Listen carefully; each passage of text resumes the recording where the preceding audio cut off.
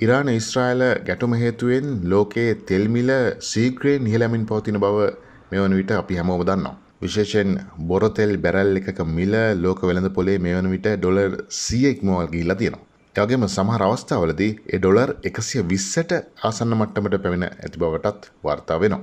මේ අතර රුසියානු ජනාධිපති පුටින්ගේ ආයෝජන නියෝජිතකව වන කිරිල් දිමිට්‍රියු සමාජ මාධ්‍ය හරහා විශේෂ ප්‍රකාශයක් නිකුත් කර තිබෙනවා. ඔහු පවසන ආකාරයට මේ ආකාරයට යුද්ධය දිගටම පැවතුනොත් ලෝක වෙළඳ පොලේ පොරතෙල් බැරලයක මිල ඩොලර් 150 හෝ ඊට වැඩි මට්ටමකට සමහර විට ඩොලර් 200 දක්වාත් ඉහළ යා හැකි බව ප්‍රකාශ කරලා තියෙනවා. මේකට ප්‍රධාන හේතුවක් වන්නේ මැද පෙරදිග ප්‍රදේශයේ තෙල් සහ ගෑස් යටිතල පහසුකම් වලට එල්ලවන ප්‍රහාර සහ හෝමුස් සමුද්‍ර සංද්‍රය හරහා යන නාවික ගමනාගමනයට ඇති අවදානමයි.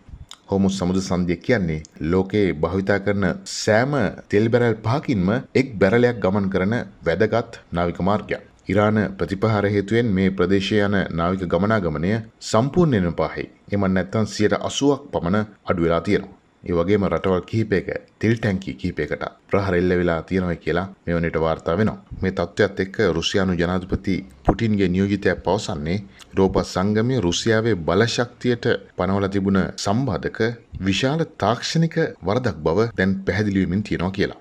යුරෝපා සංගමය 2027 වන විට රුසියානු තෙල් සහ ගෑස් වලින් සම්පූර්ණයෙන් නිදහස් වීමට මේ වෙනකොට තීරණය කළා තියෙනවා. මේ වෙලාවේ රුසියාවේ බලශක්තිය එහෙම නැත්නම් ගෑස් සහ තෙල් යුරෝපා සංගමයට අත්‍යවශ්‍ය වෙලාවක් විදිහට තමයි මේ පුටින්ගේ නියෝජිතයා ප්‍රකාශ කරන්නේ. රුසියානු පාර්ශවය කියන්නේ ලෝක බලශක්තිය අර්බුදයේ වැඩිවීමත් එක්ක රුසියානු බලශක්තිය තවමත් ලෝකයට අත්‍යවශ්‍ය බව දැන් පැහැදිලි වෙමින් තියෙනවා කියලා. මේ අතරේ තෙල් මිල වැඩිවීම පාලනය කිරීමට G7 රටවල් ඔවුන්ගේ උපාය මාර්ගික තෙල් සම්පත් වලින් තෙල් නිදහස් කිරීම ගැනත් මේ වන විට සාකච්ඡා කරමින් සිටිනවා. හැබැයි මේ අතරේ ඇමරිකානු ජනාධිපති ඩොනල්ඩ් ට්‍රම්ප් නම් කියන්නේ මේ ඉරාන ඊශ්‍රායල් යුද්ධ හේතුවෙන් තෙල් මිල ඉහළ යාම ලෝකයේ ආරක්ෂාව සහ සාමය සඳහා ගෙවන්න වෙන කුඩා මිලක් කියලා.